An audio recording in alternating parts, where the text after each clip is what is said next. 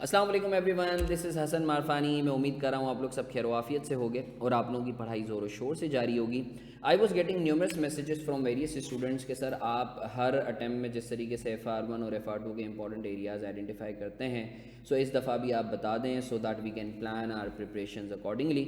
सो इसी चीज़ को मद्देनज़र रखते हुए I have come up with short and sweet video on FR1 important areas. FR2 के जो इंपॉर्टेंट एरियाज़ हैं वो 2-3 दिन में इंशाल्लाह जो है with the next couple of days और सो you would be receiving the video of FR2 as well. So before moving on to discussing the important areas of FR1, मैं 2-3 अहम बातें आप लोगों से करना चाहूँगा जो कि आप लोगों ने अगर उन पे अमल किया तो मुझे अल्लाह की ज़ात से उम्मीद है आपके पेपर में काफ़ी मुनासिब जो है वो सिचुएशन हो जाएगी एंड आपके पास होने के चांसेस इंशाल्लाह बढ़ जाएंगे। इनफैक्ट मैं ये इंपॉर्टेंट टॉपिक्स बताने के बाद आपको कुछ की टिप्स दूंगा जो मैंने पिछले अपना 13-14 साल का जो एक्सपीरियंस है उसकी बेसिस पर जो है वो लर्न की और ये नोट किया कि जितने भी लोग फर्स्ट अटैम्प्ट में पास होते हैं या फिर जिनके मेरिट या गोल्ड मेडल आए हैं, सही है, इंक्लूडिंग माई स्टूडेंट्स जिनके काफ़ी बच्चों के गोल्ड मेडल और मेरिट आए हैं, अल्हम्दुलिल्लाह उनका जो है उनमें ये कॉमन बातें पाई जाती थी। और मैंने भी अल्हम्दुलिल्लाह जिस तरीके से CA किया तो मैंने भी उन चीज़ों पे जब when I use to prepare for the papers तो मैं भी इन बातों पे अमल करता था, तो मुझे बड़ा फ़ायदा हुआ। सो ये after having discuss with these important areas तो वो मैं कुछ की टिप्स आपको बताऊँगा, सो इंशाल्लाह उससे भी आपको बड़ा फ़ायदा होगा। तो 2 बातें अभी मैं आपको करूँगा, फिर इंपॉर्टेंट एरियाज़ पे बात करेंगे, फिर कुछ की टिप्स पे मैं आपसे बात करूँगा।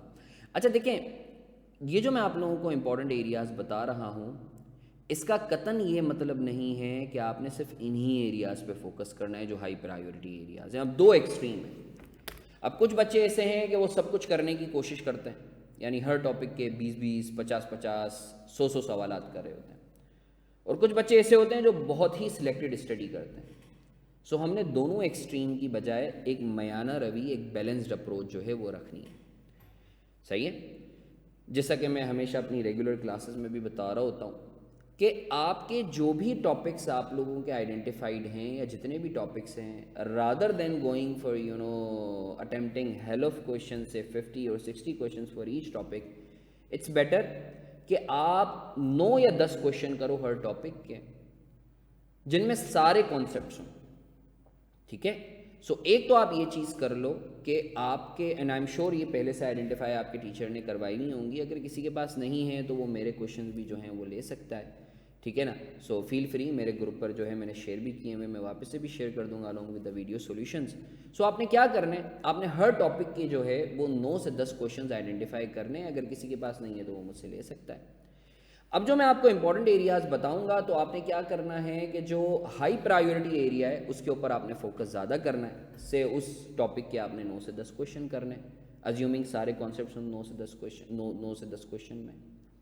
अगर कोई मीडियम प्रायोरिटी एरिया है तो आपने उसके 4-5 क्वेश्चन कर लेने, और अगर कोई लो प्रायोरिटी एरिया है तो उसके आपने 1-2 क्वेश्चन कर लेने, ताकि खुदा न खास्ता हमारी एक्सपेक्टेशन से अगर पेपर डेविएट करता है सो हम मुनासिब करके आ जाएं। हम एटलीस्ट जो है 20 मार्क का अगर कोई सवाल अगर लेट से आउट ऑफ एक्सपेक्टेशन या एज एन आउटलायर आ जाता है तो हम कुछ ना कुछ करके मुनासिब करके 12-13 मार्क का अटेम्प्ट करके आ जाएं। छोड़ना कोई भी टॉपिक नहीं है, ठीक है, ये चीज़ आप अपने दिमाग में रख लो। हाँ, फोकस आपका जो है कम ज़्यादा हो सकता है। अच्छा जी, इसी सोच के साथ आए हम बात करते हैं। हमारा जो पहला टॉपिक है this is IAS 7 statement of cash flows. जैसे कि लास्ट टाइम मैंने आपको बताया था, यहाँ तक कि मैंने मेथड का भी आपको बता दिया था कि कौन सा मेथड आएगा, तो वही अल्हम्दुलिल्लाह जो है बेस्ड ऑन माय एक्सपीरियंस जो है वो आपका 18 या 20 मार्क का जो है लास्ट टाइम सवाल आया था। इस दफ़ा मुझे ऐसा लगता है कि लॉन्ग में तो नहीं पूछेगा ये 7, अलबत्ता शॉर्ट में पूछ सकता है या MCQ में पूछ सकता है 6 से 10 मार्क का, ठीक है ना। सो इसको आप शॉर्ट के पर्सपेक्टिव से जो है वो तैयारी कर सकते हैं, सही है। नेक्स्ट टॉपिक जो है वो आपका NPOs है। NPOs लास्ट टाइम जो है 10 मार्क का आया है शॉर्ट में, एक अच्छा सवाल था। इस दफ़ा मुझे ऐसा लगता है इसके चांसेस लो हैं, क्योंकि एग्ज़ामिनर के जो है इस एग्ज़ामिनर के पास टॉपिक्स बहुत ज़्यादा हैं सवालात पूछने के लिए। तो अगर कोई बच्चा NPO पे ज़्यादा फोकस नहीं भी करता बल्कि 1-2 क्वेश्चन उसके कर लेता है अच्छे से, so that would be more than enough for him और हर। Third area which is the most important area for this attempt. اس پہ فوکسڈ ہونا ہے آپ نے, ان تینوں ایریاز کو تو بہت اچھے سے کرنا ہے. IS-8, IS-33, IS-1.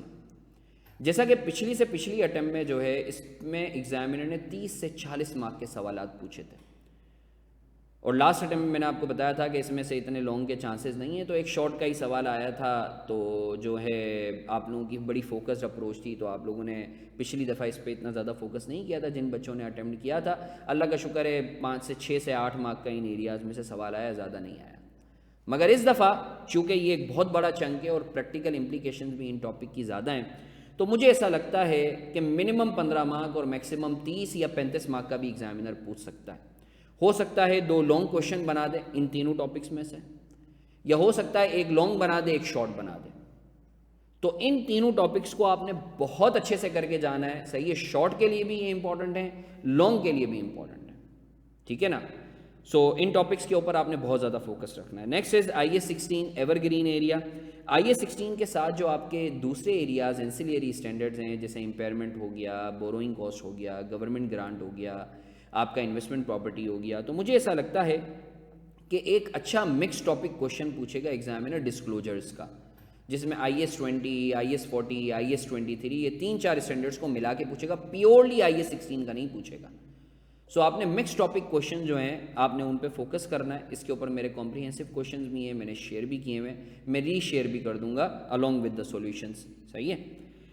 اچھا, اسی طریقے سے ریشوز جو ہے لاسٹ ٹائم میں نے آئیڈینٹیفائی جیسے کروایا تھا کہ لانگ کوشچن آئے گا تو 16-17 مارک کا آیا تھا. اس دفعہ جو ہے وہ مجھے ایسا لگتا ہے کہ ریشوز میں سے ایگزامینر اتنا زیادہ نہیں پوچھے گا. صحیح نا. تو آپ اس ٹاپک کو جو ہے وہ لو پرائیورٹی مارک کر سکتے ہو. IS-36 لاسٹ ٹائم میں نے آپ کو بتایا تھا کہ یہ ہائی پرائیورٹی ہے, شارٹ میں آئے گا اور شارٹ میں پوچھا بھی گیا. اس دفعہ مجھے ایسا لگتا ہے کہ IS-36 کو ایگزامینر اتنا زیادہ فوکس نہیں کرے گا, اور اگر کرے گا تو IS-16 کے ساتھ ملا کے لانگ کوشچن میں پوچھ لے گا, مکس ٹاپک کوشچن کا حصہ بنائے گا. الگ سے IS-36 کو پوچھنا تھوڑا سا مشکل ہے. صحیح ہے. IS-40 مجھے ایسا لگتا ہے کہ یا تو شارٹ میں پوچھ سکتا ہے ایگزامینر, یا IS-16 کے ساتھ ایک چھوٹی ایڈجسٹمنٹ جو ہے وہ ملا کے پوچھ سکتا ہے IS-40 پہ. IS-20 اور IS-23 یہ دونوں ایریاز جو ہے مجھے ایسا لگتا ہے کہ ایگزامینر اس میں سے ان دونوں میں سے شارٹ کوشچن تو لازمی پوچھے گا. صحیح ہے, کسی ان دونوں میں سے کسی ایک میں سے. اور اگر کسی ایک میں شارٹ کوشچن نہیں پوچھتا, صحیح ہے, لیٹ سے IS-20 میں شارٹ کوشچن پوچھا, IS-23 میں نہیں پوچھا, تو یہ لانگ کے ساتھ ملا کے کرے گا. الغرض آپ نے ان دونوں ٹاپکس کو بہت تمیز سے کرنا ہے. ٹھیک ہے. کریکشن آف ایررز مجھے ایسا لگتا ہے اتنے زیادہ اس کے چانسز نہیں ہیں, ریزن بینگ کہ IS-8 بھی ہائی پرائیورٹی ہے, اس پہ ایک اچھا سوال بن جائے گا. سو IS-8 از مور اور لیس ریلیٹڈ ٹو ایررز والا area. So correction of errors میں سے جو ہے مجھے مشکل لگتا ہے اس دفعہ. Next is conceptual framework. Conceptual framework جو ہے ابھی 6 مارک کا جو ہے پچھلی دفعہ سوال آیا ہے. سو جو ہے اس دفعہ MCQ میں ایگزامینر پوچھ سکتا ہے, specially capital maintenance framework والا جو ایریا ہے, تو آپ اس کو دیکھ لیں. میری ایک ویڈیو ہے, پبلک بھی ہے, کانسیپچول فریم ورک پہ 1-1.5 گھنٹے کا جو ہے وہ لیکچر ہے. آپ وہ دیکھ لو, آپ کا کانسیپچول فریم ورک کا جو غم ہے ایگزام پرسپیکٹیو سے وہ ختم ہو جائے گا. یعنی وہی اگر آپ کر لیتے ہو تو that would be more than enough for you. ٹھیک ہے جی. سو یہ امپورٹنٹ ایریاز پہ جو ہے میں نے آپ لوگوں سے جو ہے وہ بات کی ہے. میں پھر سے عرض کر دوں کہ جتنے بھی ٹاپکس میں نے بتائے ہیں جو لو اور میڈیم ہیں, اس کا قطعاً یہ مطلب نہیں ہے کہ آپ نے ان پہ فوکس نہیں کرنا. آپ نے فوکس رکھنا ہے, کم فوکس رکھنا ہے. ٹھیک ہے جی. اچھا جی, میں نے جیسا کہ جو ہے ایگزام سے پہلے میں کچھ ورکشاپس کنڈکٹ کروا رہا ہوتا ہوں, جس میں کمپریہنسو کویشچنز جو ہے وہ اٹیمپٹ کروا رہا ہوتا ہوں. تو ہر دفعہ کی طرح اس دفعہ بھی جو ہے میں سیشنز رکھوں گا. سو آپ لوگ چاہو تو آپ لوگ واٹس ایپ گروپ جوائن کر سکتے ہو, یا آپ اسکین کر سکتے ہو.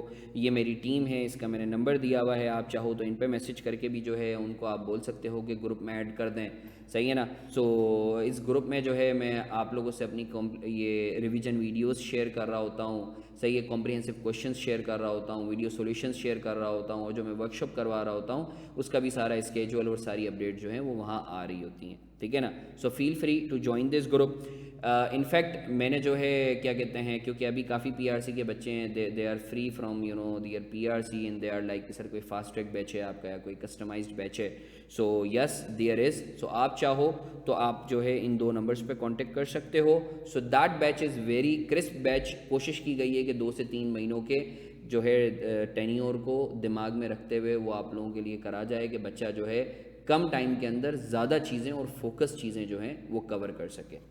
اچھا جی, سو اب having discussed with important areas, now moving on to some tips for passing exams. یہ ٹپس جو میں آپ کو دے رہا ہوں, these are not related to FR1 اور any specific subject. These tips are for all the subjects.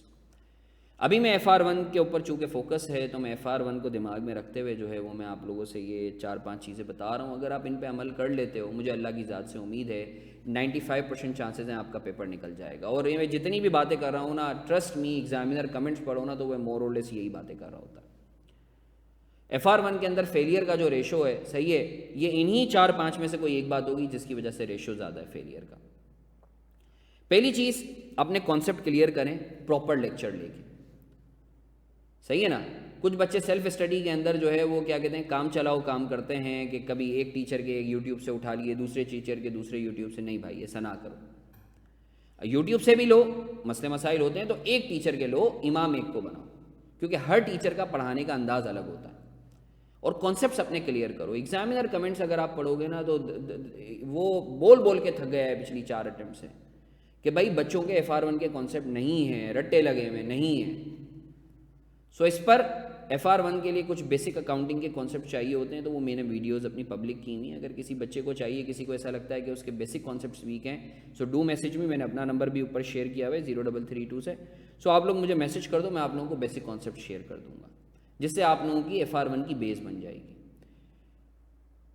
اگر بیس بنی ہوئی ہے سر مگر FR1 کے ٹاپکس کچھ ٹاپکس میں مسئلہ ہے, سو آپ وہ لیکچرز لو. صحیح ہے, میں نے کچھ لیکچرز اپنے پبلک کیے ہوئے ہیں, آپ مجھ سے بھی لے سکتے ہو, میں آپ کو یوں ہی آپ لوگوں سے شیئر کر دوں گا. اگر پورا آپ کو بیچ لینا ہے تو ہمارا کسٹمائز بیچ ہے, آپ وہ بھی لے سکتے ہو. الغرض آپ کہیں سے بھی جو ہے کیا کہتے ہیں تیاری کرو, اپنے کانسیپٹس کو پکے کرو, بٹ کانسیپٹس کو لازمی پکے کرو.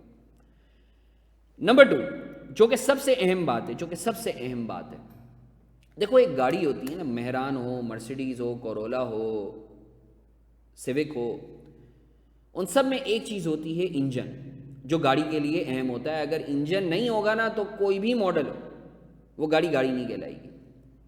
سو آپ سمجھ لو آپ کی تیاری میں جو سب سے اہم چیز ہے نا وہ ہے اسٹڈی ٹیکسٹ.